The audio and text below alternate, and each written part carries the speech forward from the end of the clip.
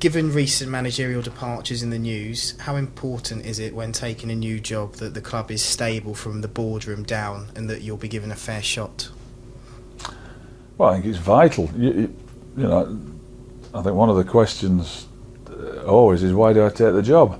Well, because I met Marcus Evans, the owner, and seemed like a great guy, and that's what it's turned out to be. He's supported the managers he's had previously to me, and he owns the club, and it's a very stable club financially because of his backing, and within that, then I'm dealing with one man who makes the decisions. That's great. Finding that out and having a relationship with the owner, in my case, or the chairman, in other people's cases, I think that's vital. So stability helps. If you know, as soon as you come in, there's rumours of a takeover, and you might be going. It's a nightmare for a manager. So, you know, I'm delighted to be here and working in stability at least. But you still have to get results. That's what determines your future in Maine. How easy was it to convince Terry Connor to join you again after he had an experience of management himself following your departure from Wolves?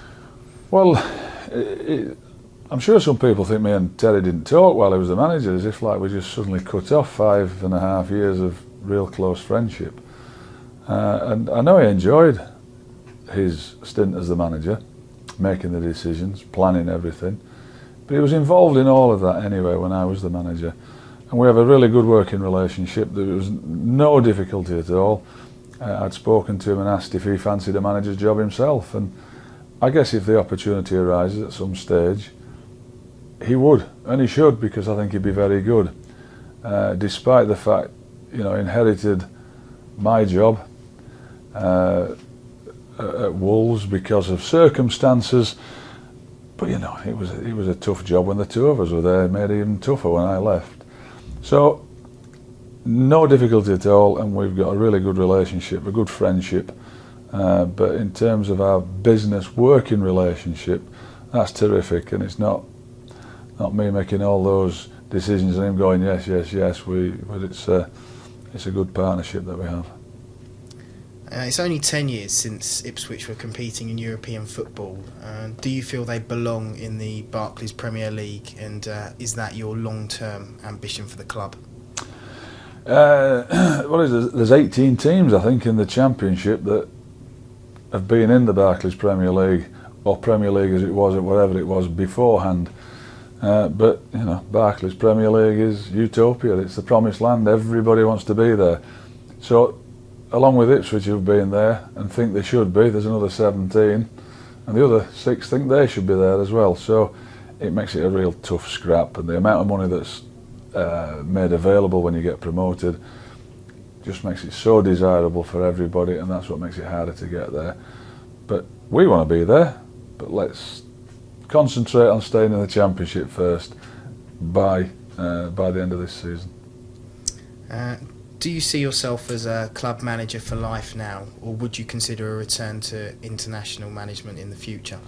I love the club management, the day-to-day involvement with players, with everything that goes with club management.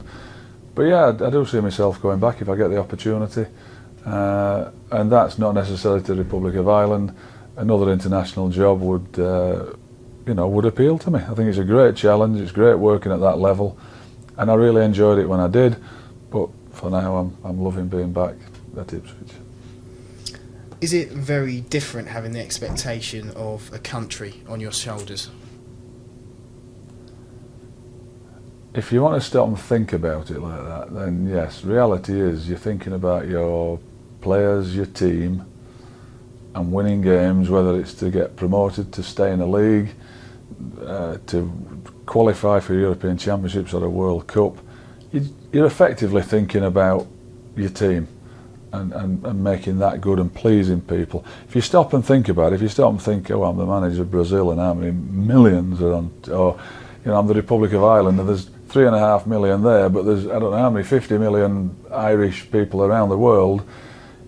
You know, if you stop and think about that, then it's a bigger gig. But reality is, you want to win games, and it comes down to managing the team, And of course the weight of responsibility grows whether you're at Manchester United or at Ipswich or with Brazil or Scotland.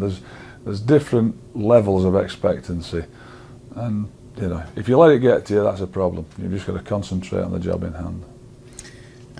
What have you made of the Republic of Ireland's start to the current World Cup qualifying campaign? Done what they've had to do.